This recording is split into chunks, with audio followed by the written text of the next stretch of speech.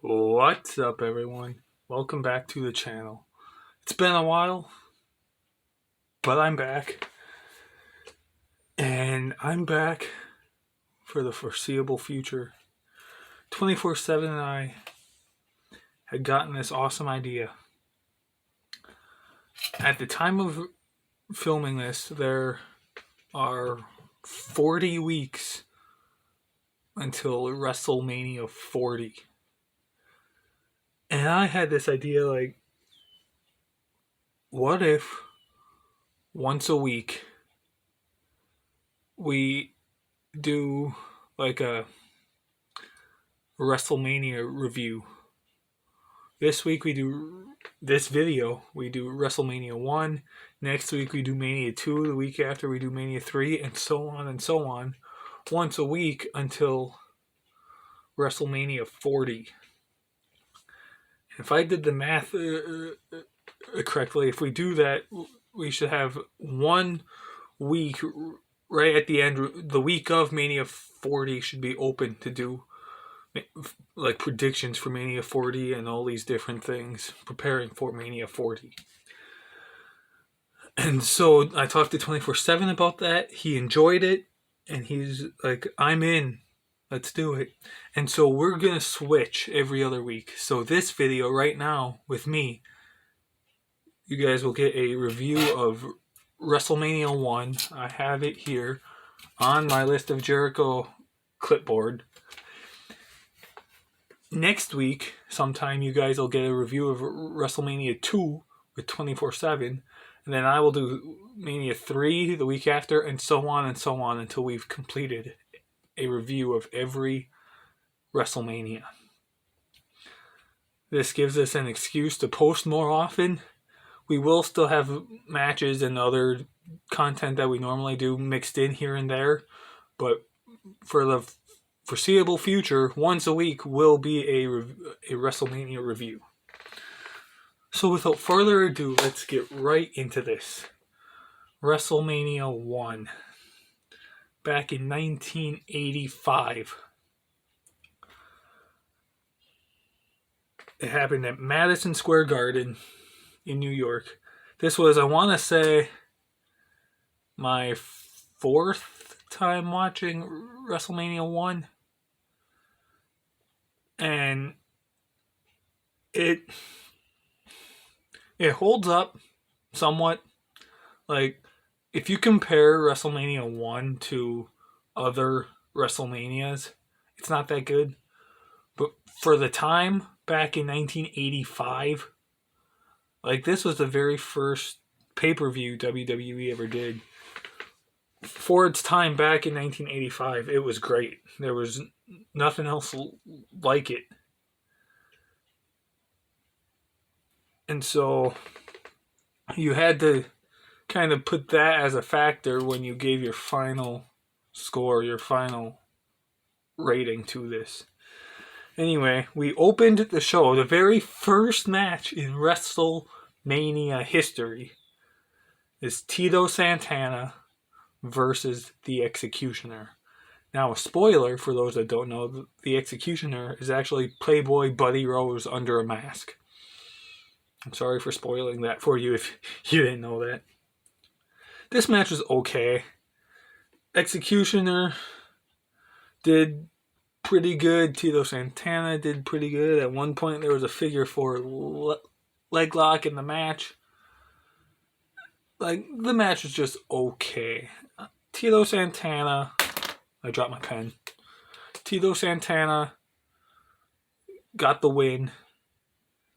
Yeah, the match was just okay. I gave it 2 stars. Not that great. Not that super exciting, awesome, but not all that bad either. Just kind of right down the middle almost. After that, we had King Kong Bundy versus Special Delivery Jones. This match was, 9 seconds? King Kong Bundy did like 3 moves and it's over. He won in 9.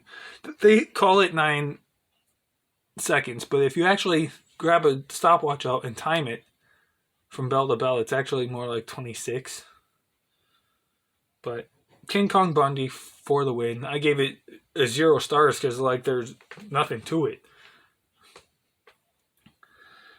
Matt Bourne versus Ricky the Dragon Steamboat. This match I actually enjoyed. I thought this was actually a really good match. I've always been a big fan of Steamboat. And Matt Bourne, for those that don't know, I believe went on to be one of the Doinks. There were a lot of people that played Doink the Clown, but correct me if I'm wrong, but I think Matt Bourne was one of them that played Doink. Anyway, there was some... I got distracted by Doink. There was some solid back and forth action going on between the two men. I dropped my pen again. Between the two men, I was enjoying this greatly. I wrote, Steamboat got some moves. Because he does. He was doing moves where, at the time, in the mid-'80s, you didn't really see moves like that too much. Nowadays, in 2023, you see moves like that a lot. But back then, you didn't see them. And so, he was doing pretty good. Steamboat is one of my favorite wrestlers from that era, that golden era. I love Steamboat. But Steamboat picks up the victory over Matt Bourne. This was a very good match. I gave it 2.5 stars out of 5. This was the best match so far. I thought it was better than Tito Santana versus the Executioner. And yeah, that match was good. Up next we have Brutus the Barber Beefcake versus David Sammartino, the son of the greatest WWE champ of all time, Bruno Sammartino. Starting out, David Sammartino was dominating, looking like his dad. His dad dominated all of his opponents. And David started out that way. He started great. This ended up becoming the longest match we had up to this point. This was it was okay. Not very good, not very bad either. Just kind of okay, right down the middle. But yeah, it was the longest match we had up to this point. Some decent action back and forth between both men. Eventually, at some point, Johnny Valiant and Bruno Sammartino get involved in the match, and the finish is a double disqualification, which I hate. The match, I would have given a higher star rating if it wasn't for the double disqualification finish, but because of that, I give it 1.5 stars. The match as a whole was good, but that finish, I absolutely hate DQ finishes or count-out finishes, especially double DQs, unless the story they tell needs it. That's the only way I'm okay with it, but otherwise I hate it. And so yeah, I gave that match 1.5 stars. Up next we have the Junkyard Dog versus Greg the Hammer Valentine in what is the very first championship match in WrestleMania history. This was for the Intercontinental Title. Greg the Hammer Valentine walks in as Intercontinental Champion. Great back and forth action. At one point, Greg Valentine takes out Jimmy Hart. Jimmy Hart is now out. He's on the ground. He's out. He tries to... Wait, I can't read my own handwriting. Oh, yeah. Okay. That's right. Greg Valentine tries to cheat to win. He goes for a pinfall. He puts his feet on the rope. The referee counts to 3, but realizes that his feet were on the rope, so the decision is reversed. The match is continued and Greg Valentine is counted out. Therefore, the winner is the Junkyard Dog. But because Junkyard Dog won by countout, the title did not change hands. And so Greg Valentine is still the Intercontinental Champion.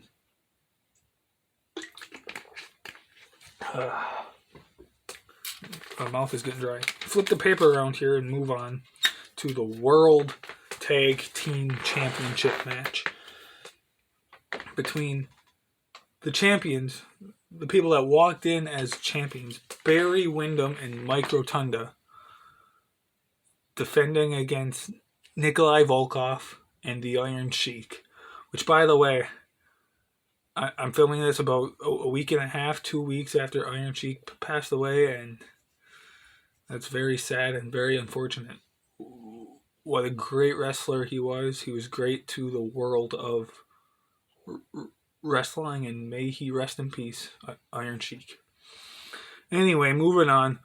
Nikolai Volkov did what he always did. He sang the Russian national anthem, and the fans were booing and throwing garbage into the ring, and all this stuff happened. Chic then accidentally attacks Volkov at some point. And then there was quite a bit of double teaming happening in the match.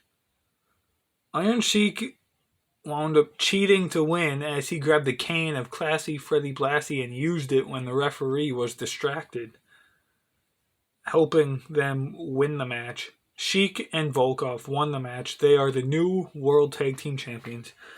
I gave this 1.5 stars. It's okay. Not that great. Not horrible. Just kind of okay. Big John Studd versus Andre the Giant in a body slam challenge.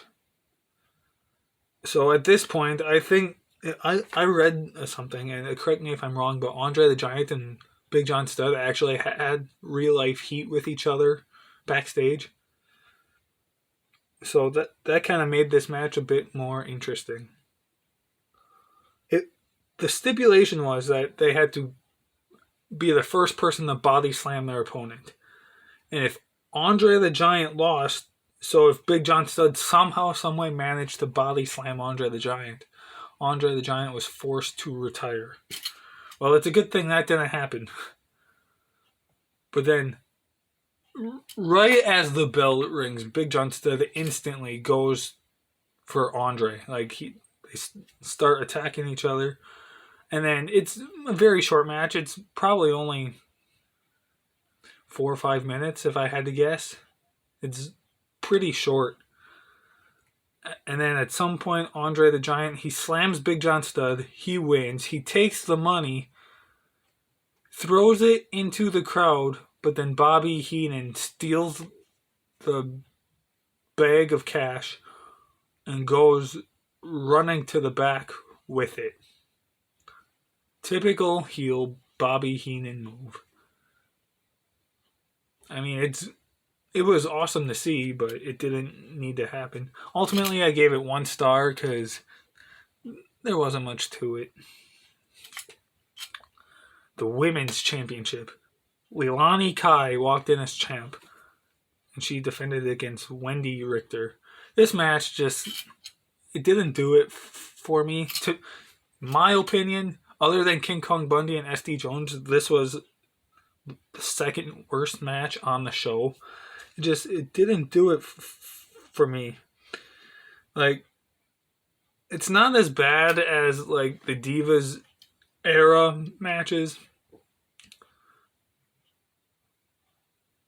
but it's nowhere near women are now either. This is, yeah, I didn't take that many notes because I wasn't feeling it this match. All I pretty much wrote was that basically what I said. Women's wrestling back then completely different than it is now. Wendy Richter won. I gave it 1 star, because I wasn't getting into it. It just wasn't for me. What was though was the main event of the very first WrestleMania. A tag team match. Roddy Piper and Mr. Wonderful Paul Orndorff versus Mr. T and the WWE Champion Hulk Hogan. Match of the night for sure. This was a really good match. Muhammad Ali was the special guest referee / enforcer, or whatever you want to say. And this was just awesome. Back and forth. And Roddy Piper and Mr. T actually had real life heat with each other, which also led to the boxing match at WrestleMania 2, but 24/7. We'll talk about that next week in his review of that. There was some double teaming happening on Hulk Hogan and just some good back and forth action between both teams. At some point, Cowboy Bob Orton and Jimmy Superfly Snuka come out. They get involved. Bob Orton's got his cast. He jumps off the rope and hits, who was it? I forget. Hits someone with his cast. And ultimately, Hulk Hogan and Mr. T win the match. Pretty good match. I gave it 3 stars. It was the best match of the show. I enjoyed it. And that was Mania 1. We closed with that.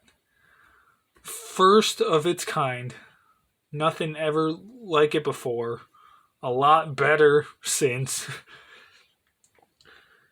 Yeah, like it wasn't a terrible show, but it's nowhere near what we would eventually get in the future either. Ultimately, I gave it like a 5 out of 10 or like a C range around there if it's on a schoolyard grade. Like it's good. It holds up slightly. Some of it holds up, some of it doesn't. But yeah, guys, that was my review of WrestleMania 1.